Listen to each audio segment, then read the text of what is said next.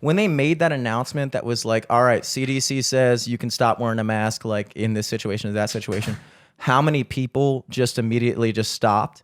Which meant to me, I was like, okay, so you guys were kind of pretending to give a fuck the whole time. Because a lot of the people that were like, you gotta wear your mask, you gotta wear your mask. And then like the next day they were like, you don't have to wear your mask. Well, they found what Dr. Fauci's like emails or whatever, and he's even said it was kind of pointless anyway. It's more of a comfort thing, you know. Anyway. Yeah, dude, I was actually gonna get into that. I was actually gonna wait till Eric gets back because that's something that was like the biggest thing this week that I found highly intriguing was the situation with Anthony Fauci and like the reality of like, I mean, I feel like everyone on some level kind of understood that because the thing that like I've never worked in the medical field, but I have friends that do and like people in my family that do and things like that. And the reality is like proper mask protocol, like I think I talked about this with Eric a couple weeks ago, but like when you're a nurse or something working in a hospital and you walk into a room with like an infected patient, you immediately dispose of that mask as soon as you leave the room and you put on another mask before you go into the next thing. Now, everyone that I know, including myself, wears the same mask until they lose it. That is not like it literally isn't really actually doing anything. Like and so like in theory, if everyone on the planet was practicing not only wearing masks but proper mask protocol, which means that you go into a room and when you leave it you wear a new mask. If that was happening, then I could see it. But what was really happening is like, no, just put this on your face. It could be the same thing you've had for like 3 months on the floor of your car in my situation. And then it comes out where Fauci was kind of saying, and a lot of it did kind of annoy me because it kind of validated what I had been thinking was that a lot of this shit was so performative. It was very like, I mean, the word theater got thrown around a lot, which I kind of felt like it was like, it really. What did I walk in on? He brought up the emails that they found with Fauci. I don't even know about that. So, well, you can tell him, dude, because I have a vague understanding of it. But I mean, just like a few emails, how he said, you know, like masks were pointless, and you know, it wasn't as serious as you know everybody thought, kind of thing. Oh, you know, like he's a doctor, so he's like, dude, there ain't nothing you can do. It just kind of is what it is. Mm-hmm. It was basically him saying like paper masks, like the kind that most people wear, are like basically. He was like, it really was more like a comfort thing because they kind of like they like had like finally the opportunity to like go into his private emails and shit like that, and it was kind of like one of those moments for me. I was like, duh, dude. I mean, it always felt like it was one of those things. It's like if you're wearing like this thing, you know, obviously not the one I just grabbed off the corner of my fucking studio. That's like 7 months old. But if you're wearing this thing and you're replacing it all the time, that works. But like, again, like I said, if you're wearing the same fucking little fucking cloth shit that you bought from a 7-Eleven that says like Go O's on it, it's like, it really was more of a performative thing at that point.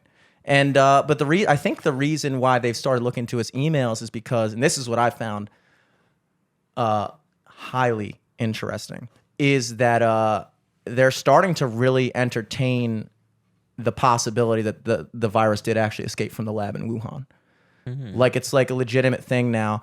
And actually to the point where I've heard that Facebook and Twitter and stuff like that have stopped censoring articles or people that post about that, which pissed me off to begin with because it's like, dude, I understand they're private companies, but it's like, dude, like people were literally being thrown off of this platform for saying shit that wound up having some very high plausibility to it. And not only that, but we were kind of made to feel like thinking that was like anti-Chinese or racist, which is ridiculous because the alternative theory was that, oh, well, we just got it because they're always eating bats and shit. That's not racist. It's not racist to say that we got it from a fucking bat or a pangolin or some armadillo that they're all eating over there. But if I say, oh, no, it actually escaped from a lab with scientists, racist. Well, no, I mean, anything the government does to like silence people is not shocking anymore. It's been since the beginning of anything, really, you know? Mm-hmm. So it's just not surprising anymore, especially when,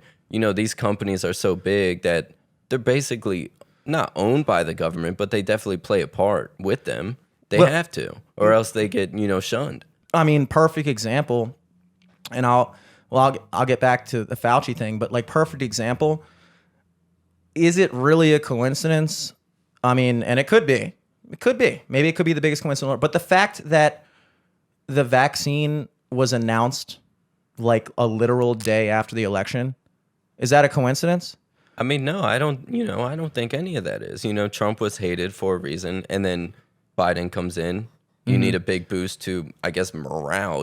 Everything's kind of the shit, and Biden gets a big plus right away. Yeah, but that kind of feeds into this idea that like these companies, like let's say it really did come out that day, but let's say it didn't.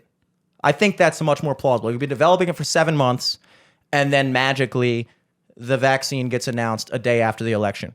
How long did they have the capability to announce it before and waited until after the election? How many people died? How many people died from not having access to this potentially life-saving vaccine because people in the higher up positions at Big Pharma and things like that, and the media and things like that, were purposefully withholding that information to affect a potential outcome of the election? It doesn't matter who you wanted to win or not. I'm just saying that the fact that they had that kind of control and in all likelihood used it, unless you literally want to believe that magically a day after the election was the day that they realized, oh, we have it now.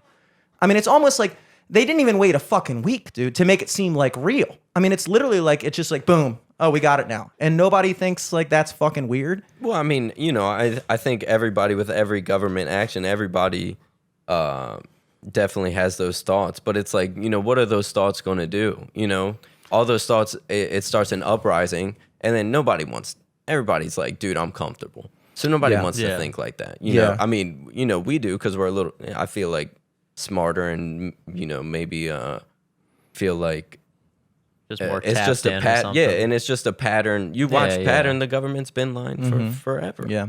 Well, I didn't delve too far into the whole Fauci thing as far as the thing, but I think they were looking into his emails because I don't even know what these terms mean. Something about gain of function. They're saying a whole bunch of shit. Basically that like Fauci like approved investment into this lab in Wuhan, the same lab that the virus got out from, and that like in those emails, it was kind of like seeing that he was trying to like he even said like, we got to do stuff to like, not allow the public to start thinking that that's how it escaped because it could affect his career and things like that. Like, not that he did it on purpose or anything like that, but that like he had some type of involvement with this lab and that it was in his best interest to try to be like, hey, let's not let it get out that this is a fucked up that you guys did. Instead, let's fucking say that coincidentally, again, magical coincidence, that the wet market that people got it from eating a bat just happens to be across the fucking street from the only lab in China that's synthesizing these fucking viruses. It's like, really, dude? And then if you say that shit online, they'll take your fucking post down, and people actually advocated for that shit. And now all of a sudden when Mark Zuckerberg says it's okay to start thinking that's a plausible thing, now it's okay. Now it's not racist. It was racist 6 months ago. Now it's not. You can think that now. We allow you to think that now. And I understand what you're saying, like, like it goes on, but like, what are you going to do? But it's also one of those things where it's like, I never got behind that whole idea of like, they're the adults. We're just the people. We just live our day-to-day life, and they just get to fucking decide when we think things, when we know things,